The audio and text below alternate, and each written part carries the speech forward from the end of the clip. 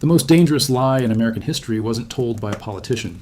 It wasn't written in a treaty, and it wasn't spoken from a pulpit. It was printed on a piece of paper that looked official. It felt crisp in your hand. It had the smell of fresh ink and the weight of a promise. Imagine standing at a general store counter in 1838. You worked for a month to earn $5. You place that $5 bill on the counter to buy flour, salt, and maybe a blanket for the winter. You wait for the clerk to nod. You wait for him to hand over the goods. But he doesn't. He picks up your money. He holds it up to the light. He squints at the engraving of the eagle on the front. Then he reaches under the counter and pulls out a massive leather-bound book. He starts flipping pages, frantic. Searching. The silence in the room gets heavy. People behind you in line start shifting their weight. They're checking their own pockets. The clerk finds the page. He runs his finger down a list of names. He stops. He looks at the book. Then he looks at you, and he hands the money back. This bank doesn't exist anymore, he says. Or maybe it never did. In the blink of an eye, your month of labor is gone. You aren't holding wealth. You are holding a souvenir of a heist. This wasn't a rare event. For nearly 30 years, this was the American reality. Before the dollar was the dollar, money was a mystery. It was a gamble. And the house, the banks, had rigged the game so thoroughly that entire towns would be built on debt, fueled by fraud, and then vanish into the forest as if they had never been there at all. We are taught that the Wild West was dangerous because of outlaws and guns. But the real danger wasn't the man in the mask holding up the stagecoach. It was the man in the suit, sitting in a shack in the middle of a swamp, printing his own money. To understand how this happened, you have to forget the America you know today. Forget the Federal Reserve, forget the FBI, forget safety nets. Go back to a time when the country was vibrating with a specific kind of madness. The frontier was opening up. People were pouring west, over the mountains, into Ohio, Michigan, Indiana. There was a feeling in the air that the old rules didn't apply here. The East Coast, New York, Boston, Philadelphia, that was where the old money lived. That was where the elites told you what you couldn't do. But out here in the West, if you could clear the trees, you could build a farm. If you could build a farm, you could build a town. And if you could build a town, why shouldn't you be able to build a bank? There was a hunger, a desperate, clawing hunger for capital. Everyone wanted to buy land, but nobody had gold. Gold was heavy, gold was scarce. Gold was locked up in the vaults back east. So, the solution seemed obvious. If we don't have gold, let's just make something that represents gold. Let's make a promise. The government, in a move that seems insane today, decided to step aside. They essentially looked at the banking system and said, you figure it out. They took the chains off. They passed laws that didn't just allow reckless banking, they practically invited it. It was called free banking. The name sounds noble, democratic. It sounded like liberty. But in practice, it was an invitation for every con artist, drifter, and dreamer to open a financial institution. The barrier to entry wasn't experience, it wasn't integrity. It was a printing press and a smile. And just like that, the floodgates opened. It started with a loophole, a small, reasonable requirement that turned into the mechanism of the fraud. To open a bank, the state required you to have a certain amount of real money, specie gold or silver coins. You had to prove you had it. Once you showed the state regulators that you had, say, $50,000 in gold in your vault, they would give you a charter. That charter gave you the legal right to print $50,000 worth of paper notes. The logic was sound. If everyone came to cash in their notes at once, the gold was there, safe. But there was a flaw. The regulators were lazy, and the country was big. If you were a regulator in 1840, you didn't have a database. You had a horse. You had to physically ride from town to town to count the gold. So the bankers got creative, insidiously creative. Let's say a regulator is coming to inspect the Bank of Shiawassee on a Tuesday. The bankers would pool their money. They would borrow gold from a neighboring bank, pile it up in the vault, and smile as the regulator counted it. $50,000? Perfect. You're approved. The regulator would sign the paper, get on his horse, and ride to the next town for an inspection on Wednesday. But while he was sleeping or riding, a wagon was leaving the back door of the first bank, carrying the exact same gold, galloping through the night to reach the next bank before the regulator did. The same pile of gold coins was used to legitimize 5, 10, maybe 20 different banks. They called it gold on the wing, one box of coins, backing millions of dollars of paper money. But that was the sophisticated version. The crude version was even bolder. Some bankers didn't even bother borrowing the gold. They would fill a barrel with nails, lead, or glass. They would put a thin layer of gold coins on top, just enough to look real. They banked on the fact that no gentleman regulator would dirty his hands digging to the bottom of the barrel. And it worked. The charters were signed. The printing presses started humming. And suddenly, paper money was everywhere. Now put yourself back in the shoes of that shopkeeper. The economy is flooded with paper. But not just one kind of paper. There is no US dollar. There is the dollar of the Bank of Michigan, the dollar of the Farmers Trust, the dollar of the Mechanics Bank. At one point, there were over 8,000 different types of currency circulating in the United States. 8,000 different sizes. Different colors. Some had pictures of Greek gods. Some had pictures of trains. Some had portraits of the bank president's wife. Some were just scribbles. Commerce became a nightmare. Walking into a store wasn't a transaction. It was a negotiation.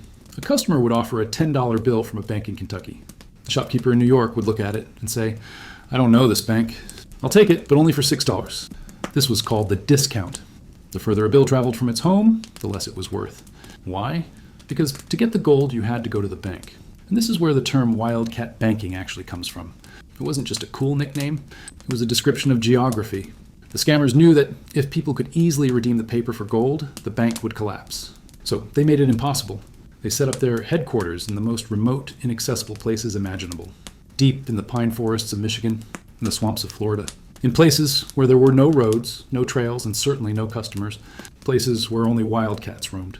Imagine holding a bill that says it's redeemable at the Bank of Singapore, Michigan. You want your gold? So you travel. You take a train to the end of the line, then a stagecoach, then you hire a guide. Then you walk 5 miles through a dense thicket, fighting off mosquitoes and mud. And what do you find? A log cabin, maybe a 10x10 shack. The door is locked. There is no vault. There are no tellers.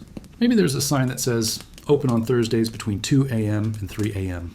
Or maybe there's just an empty nailed keg and a family of raccoons living inside. You stand there, holding your paper, realizing the joke is on you. The bank exists on paper, but the money was never real. The banker is already in another state, living off the goods he bought with the worthless notes he printed. The fear started to creep in. It wasn't a panic yet. It was a low-level anxiety.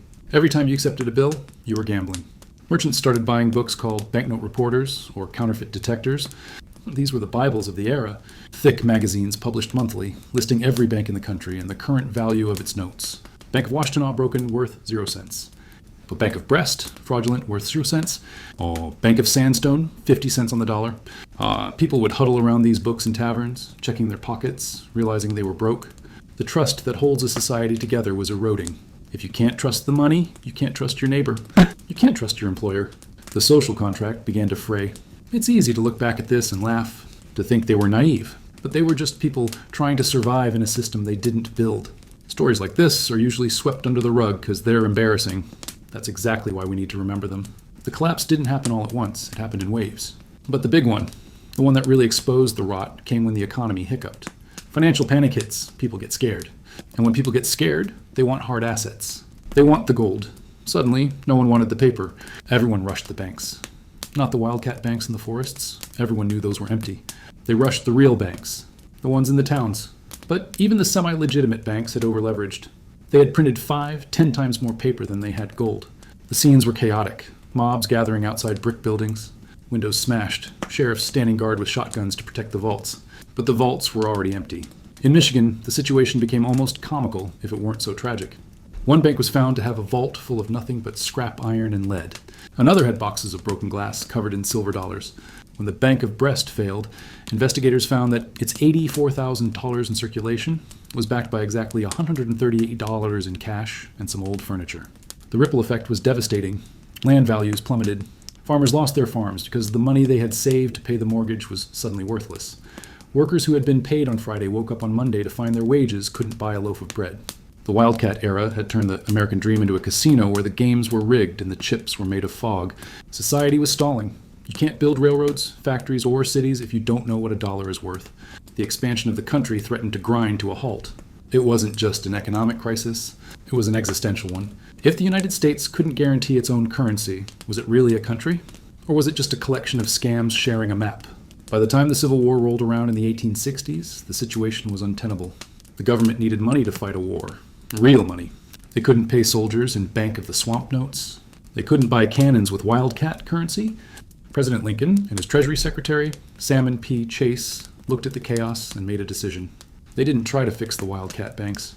They decided to kill them. It was a radical centralization of power. They passed the National Banking Acts. But the real weapon wasn't a regulation, it was a tax. The government said, fine, you can keep your state banks.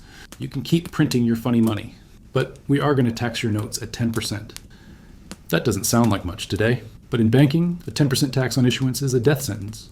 It destroyed the profit margin instantly. At the same time, the federal government introduced a new currency, United States notes. They were green on the back. People called them greenbacks. They weren't backed by a specific pile of gold in a specific vault.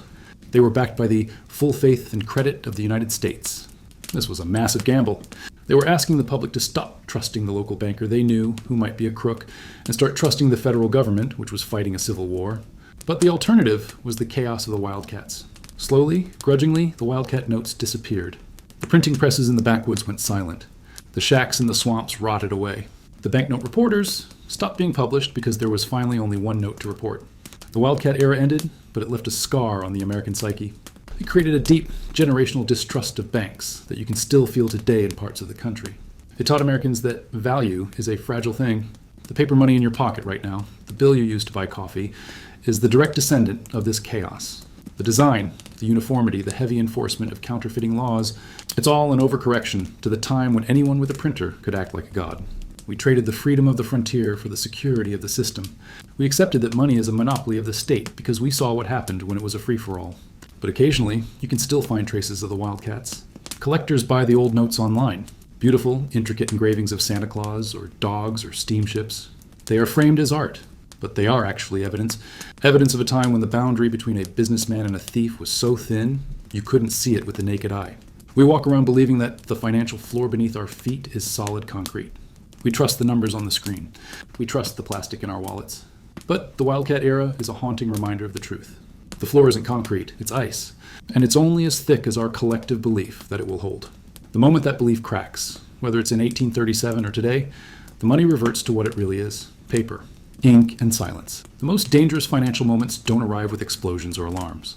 They arrive quietly, with a promise that looks too good to be true, and a request to just trust. If you want to understand America's future, you have to keep watching its past. There are more hidden chapters in this book. Click subscribe, and we'll open the next one together.